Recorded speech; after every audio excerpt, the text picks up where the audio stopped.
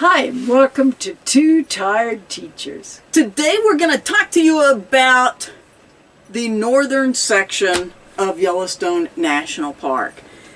And I got to be honest with you, this area contained a lot more than I thought it would. It contained 10. I was tempted to say, let's skip it. I'm so glad we didn't.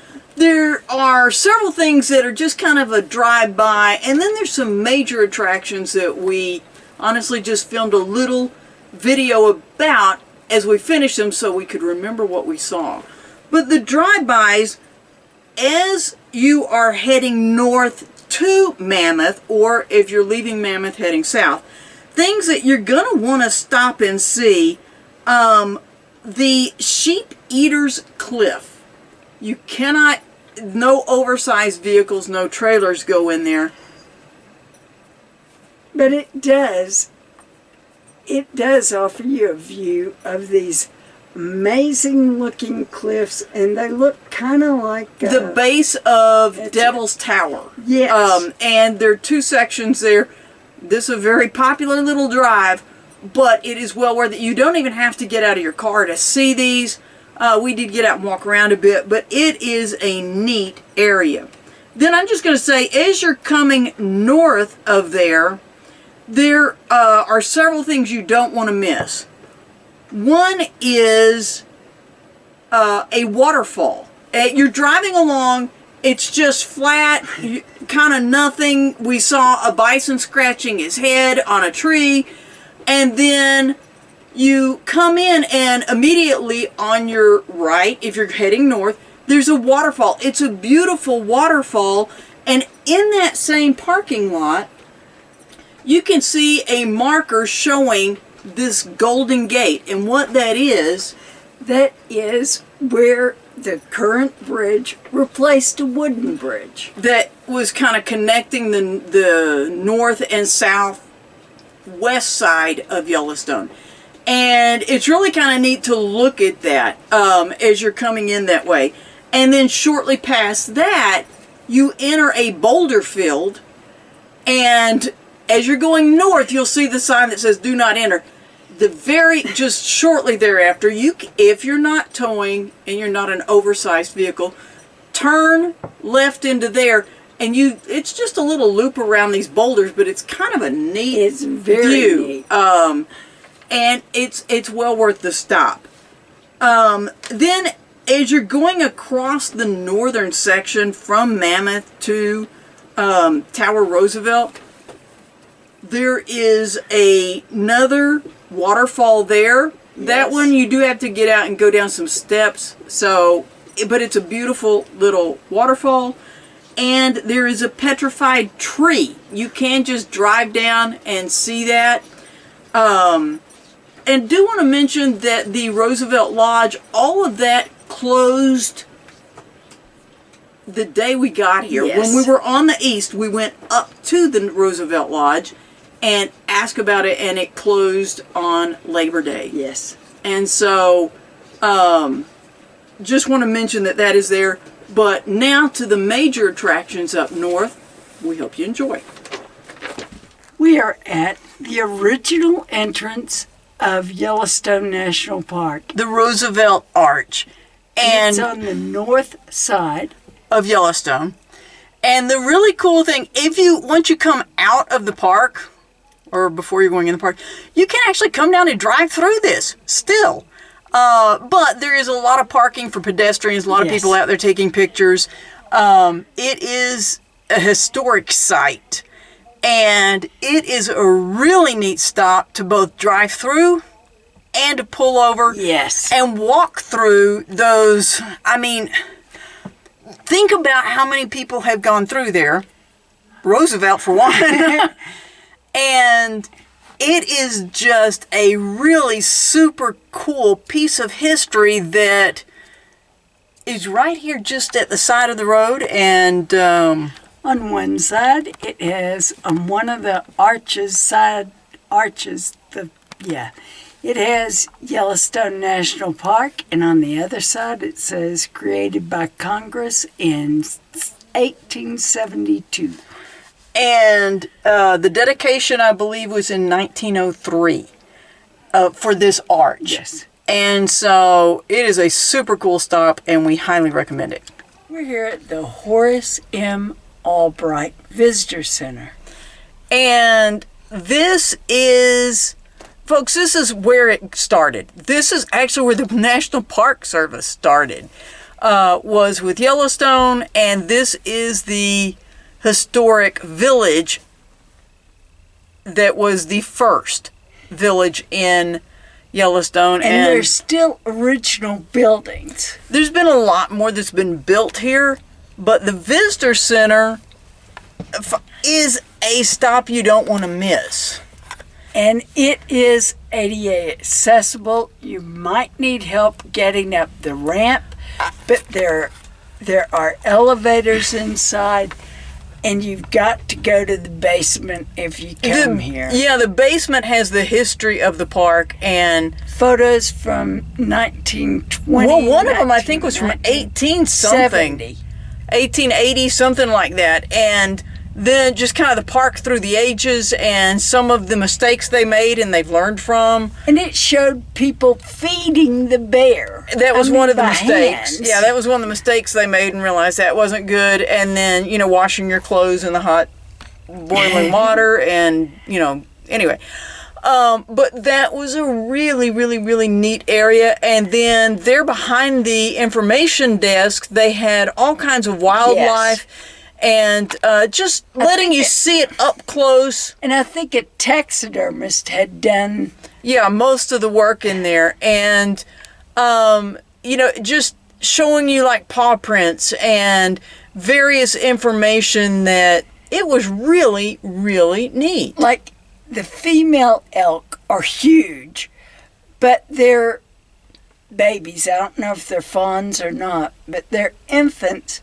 Or look just like deer ones. I mean... Yeah, the one they had in there was laying down, so we can't be positive it's as small as the deer, but it does have small, the little spotted backside. But it is, you know, once again, this is one of those things that if you're just going from exhibit to exhibit to exhibit, you might not think about a visitor center being something that has so much information, and this one does. It has a bunch. And what I really liked is there was a picture of Mammoth area years ago, and then you can come out and look down and see these same buildings still being used today, and that is cool. But once again, like we said, they have added a lot to the area as well, but this is definitely a stop that you want to make if you're in the northern part of Yellowstone. Yes. Okay, we are at the lower terrace here at Mammoth, and the lower terrace is the one you walk around. And there are a billion steps, and going down is harder for me, and I think they were all going down. Yes, there are a lot of steps, but it is a beautiful view. You can see some hot springs, but it looked so smooth. I mean, it was just gorgeous. And there was a mountain of, I don't know what, but it was white behind, and you could walk behind it. You couldn't actually go up to the top where you could see it clearly. That was blocked off because I think they were replacing boards. And it is beautiful seeing the terrace of the white is just, and we have video from yesterday I'll try to put in here where we were driving on the other side of Mammoth, and you can see this white mountain for quite a distance, and it's just like anything else. You get up there and walk around within it, and it's just a different perspective. Not all of it's white. Part of it's sort of a bronze, where the stream is flowing through there, and you'll see little bits of stream all along. And from up there, you get a really nice view of the village, the town of Mammoth, and so this is definitely a stop you want to make.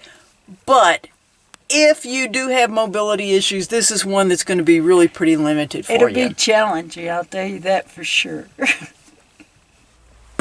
We are at the Upper Terrace Scenic Drive. And lots of white.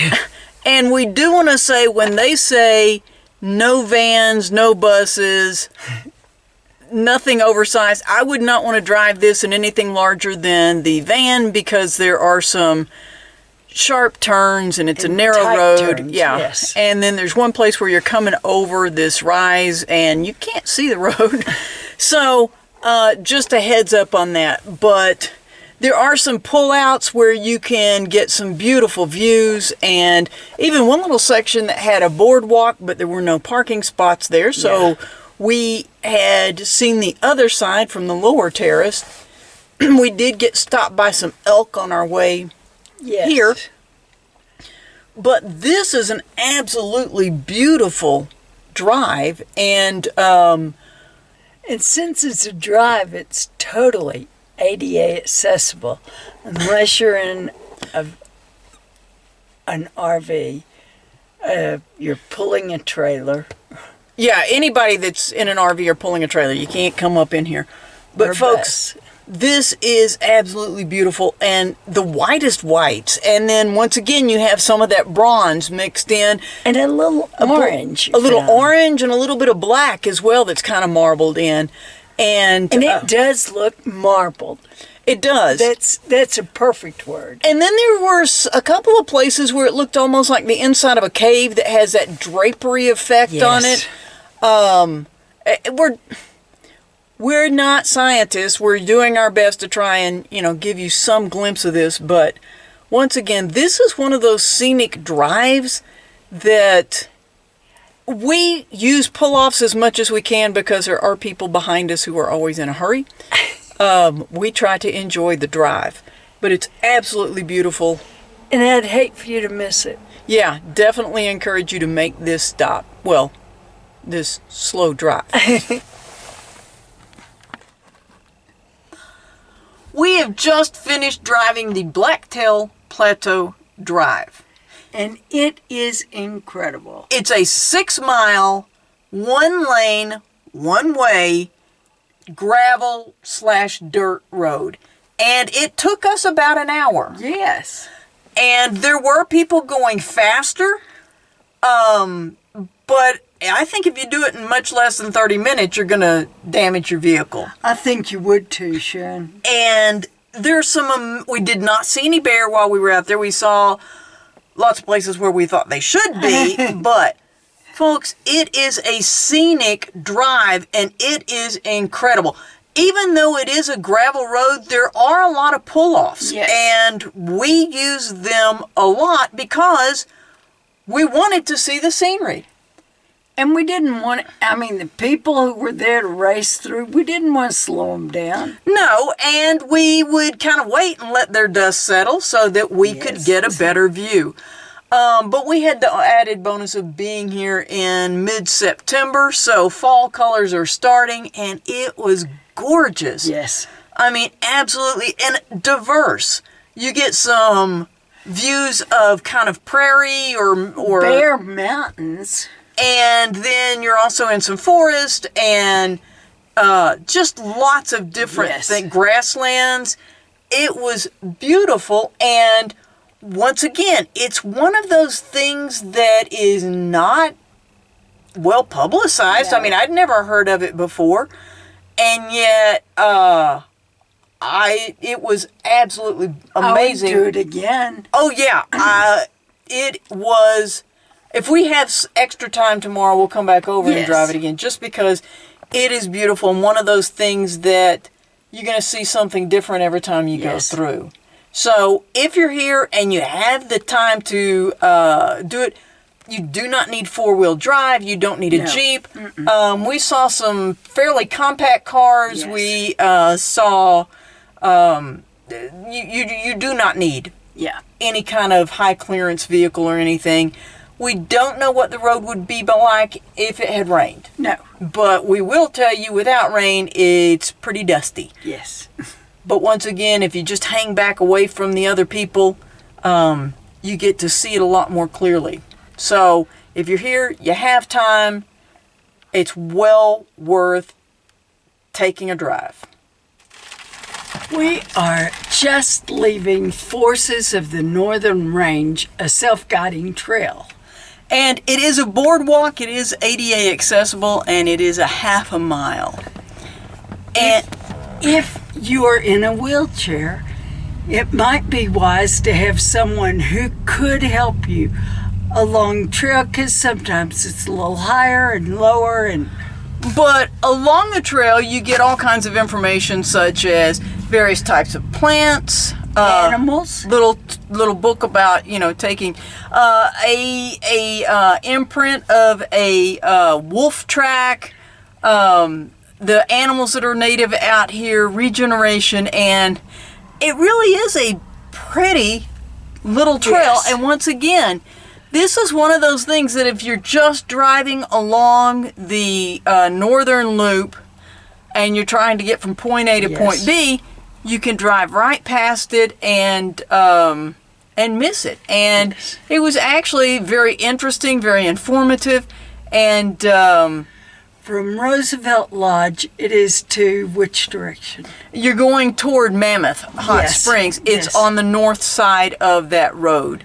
And it's very interesting, and lots plus of information, lots of just a pretty boardwalk. Yes. So if you have time, this is another place you want to stop and take advantage of. We have just toured the historic Fort Yellowstone. Yes. And the purpose of it was to actually protect the land. This was, remember, this park is where they're trying to figure out ranger systems and stuff like that. So there was actually a fort here. Yes. And it was to protect both the park and the visitors. And the wildlife. Somebody was fined for poaching. Yes. And it was 127 miles. Took them, 3 days to get down there or something. And another person was captured and found guilty of robbing stagecoaches. And the buildings that are here are still here. And the rock ones, we're absolutely certain are original. But the historic buildings that are here, you get a map, and we'll show you a copy of that. And it gives you kind of a walking tour. Some of these buildings have marquees in front of them that let you know for sure what was there. And others, you're just kind of, this looks like it's the right place. It looks like there have been a couple that have added by our calculations. And but right now, a lot of them are private residences. Where people who are working in the park, we're assuming that, reside. And then some of them have been converted into various facilities that are required by the park. A carpentry shop I saw, a plumbing shop, credit union, general services, different agencies that the National Park... And the park superintendent is right here. So these buildings, these historic buildings, are still in use, but you can get this walking guide or just take a picture of the sign that's down here, and as long as wildlife is not present, you can go out and do a walking tour and see these historic buildings. And it is only 0.6 of a mile, and it is wheelchair accessible. Yeah, the whole thing is ADA accessible. And so once again, it's something that's here in the north part of Yellowstone and in Mammoth. Yes, in Mammoth. And if you go to the visitor center, that's one of the original buildings. From most of these buildings were from 1913. There were some as old as 1881. And so these maybe 91. I know there was one I think in 1889, but I don't remember. There were, but it's really impressive, the buildings that are here. And this is something that you are going to want to stop and take a few minutes to tour. Yes. So, you can tell there was a lot to do in the northern section, a lot of wildlife, and if you've not been following along, we're making a series about Yellowstone. Kind of our theme is divide and conquer. And we did in the videos. We take one section of the park at a time. We started in the East, and then south, also included Grand Tetons there. and the west, and then we came up north. And in our series, for each of those, we also share with you our first come camping options. Yes. And we're also adding one about accessibility. But we hope you've enjoyed our look at North Yellowstone National Park. Thanks for watching Two Tired Teachers.